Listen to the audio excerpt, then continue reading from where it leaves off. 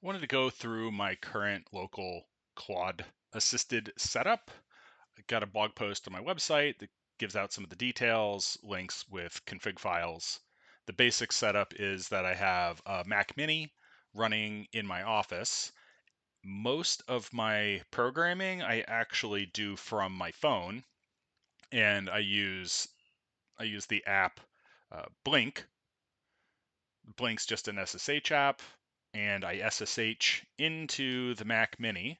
On the right side of the screen, you'll see I've got an SSH that I've done from my laptop, so I can record it easier for you. And I'm connected onto the Mac, and then I have some aliases, really two currently, that are for different tmux sessions.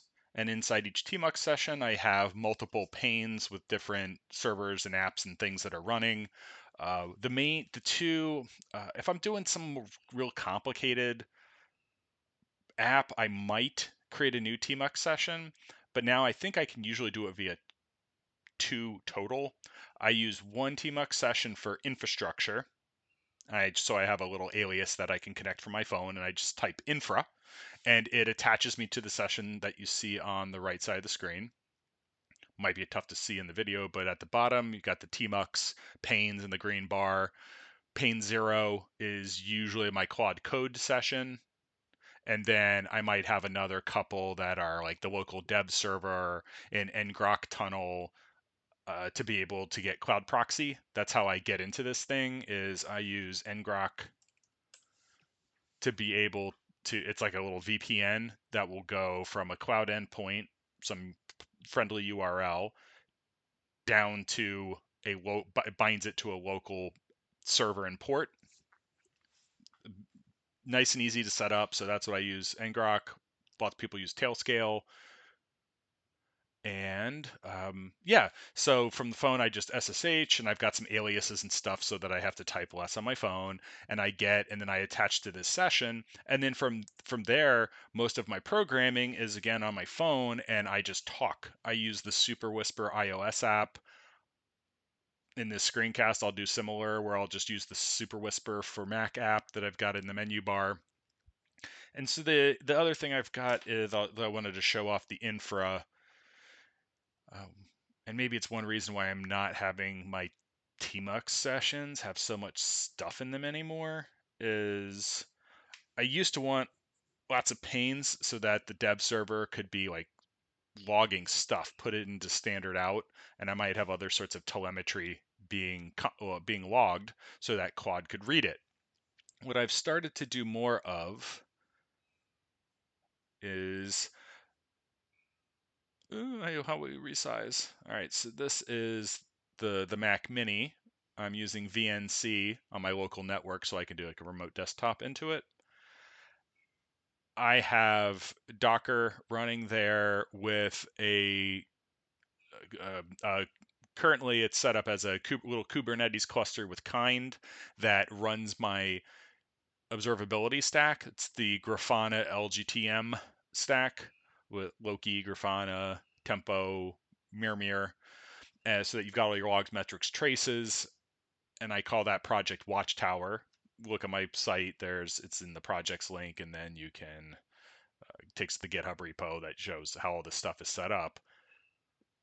The important point here, though, is I run this observability stack so that any app that I'm building, I just right from the beginning instrument it with OpenTelemetry, send everything to this local stack, and it provides a way for Claude to have a short feedback loop.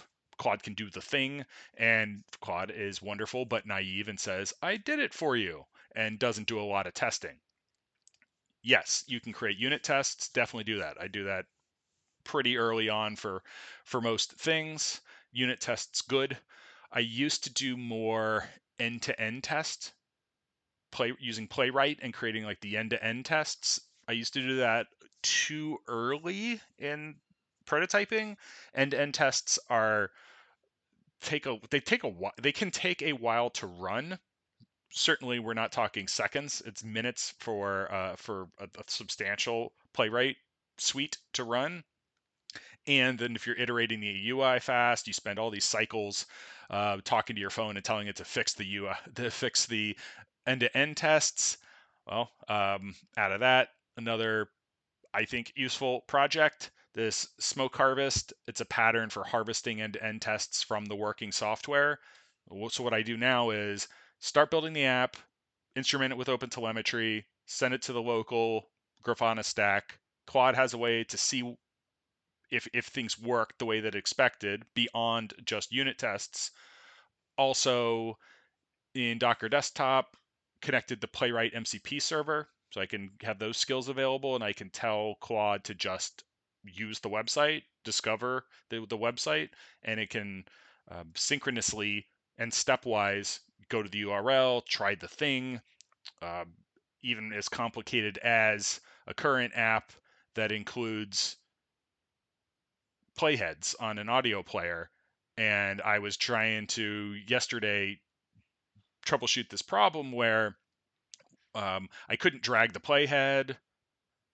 It always snapped back to 0. If the playing, when it finished, it would. Interesting.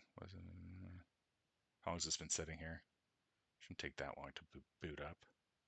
But so I don't digress too much. When the there we go. Now I get the playhead forwarding wasn't working. When it advanced to the next song, it wouldn't actually start playing.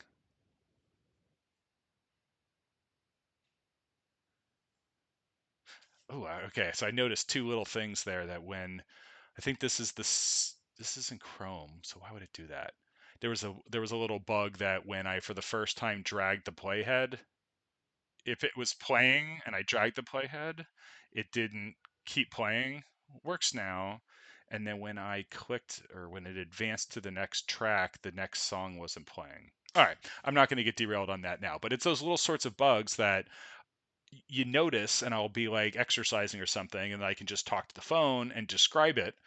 And then sometimes it's like, I changed this JavaScript and it's fixed. And I'm like, no, it's not. So, hey, use the Playwright MCP and go do it. And so then Claude can come and actually start playing, drag the playhead, inspects the console, and can usually get pretty good at fixing the problem. Maybe a couple back and forth, but certainly faster than I could diagnose it. And I can just ask Claude to do it while I'm like walking or on a treadmill or something like that, which is pretty awesome. To have the feedback loop, Docker Desktop, my Watchtower stack, and then the Grafana local stack, and then I've also got SonarQube running inside of here to do static analysis and code quality, so that I can, when I hit milestones and I'm going to tag some kind of minor release, I might go look in SonarQube just to make sure that we're not accruing a ton of technical debt. Just give tasks for the AI to chew on. I don't have to VNC all that often or be near my computer. I still want this connection to work, because when I do Claude Code upgrades, like right now, okay, cool, I can actually like demonstrate this. Update available. All right. Well, I want the new stuff.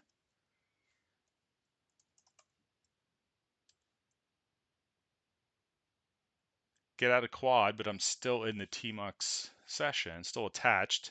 I'll do the upgrade. This is actually a good one to show because it's one of these like little tiny frustrations with the setup. I've got it all worked out now, so it's just like it's peculiar. But the first time where I did this and I'm like, why is Claude not starting?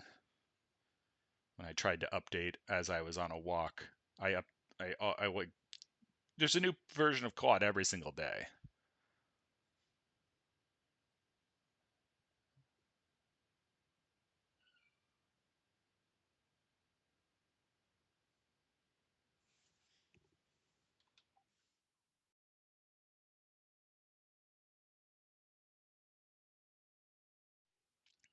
All right, upgrade successful.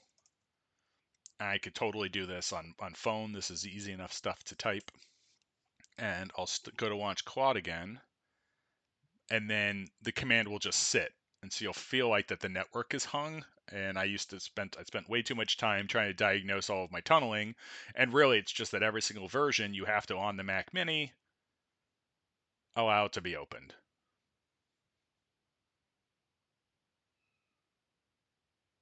Okay, now we're in. But wait, it says update available. Why? Um, this happens because I installed Claude via Homebrew, and this update message comes from npm, I believe, and Brew is a little bit behind npm. Depending on the time of day, it's not far. It's a couple hours, so you might see this message because there's 2.1.57 is available on npm, but Brew only has 56. The app still thinks it's behind, but I can't update it with Brew. In another hour, it'll be available via Brew, and I'll update it, and that message will go away. So I've kind of just gotten used to it, seeing that message there. Also, because I'm doing so much stuff from my phone, I don't want to always have to run back to my office, update, approve it on the Mac Mini itself. That's a little bit burdensome. So I don't get like the daily builds for Claude Code, but I probably do this sort of update every 2 to 3 days. I certainly don't feel like I'm behind on capabilities. All right. So beyond that, I just wanted to show the my Watchtower stack, and I'm logged into Grafana locally, and all this stuff is there and running. I I sometimes look at this, but most of the time, I I just use the local so that Claude can look at it, and then in the local Grafana Alloy is the OpenTelemetry collector, and then in Alloy I have it do multi-writing, so telemetry gets from the app, hits Alloy, goes into the local Grafana stack so that Claude can have access to it. And then I will also send it to Grafana Cloud, or for professional stuff, I could send it to Sumo Logic. So I can do this like multi-write, but it's really helpful of having all of this telemetry inside the same host that's building the dev application. Very, very tight feedback loops. Okay. Um, I went through that. Let me. What else? I guess that's probably enough for the local dev environment. I shouldn't need to. We'll keep the videos small and focused.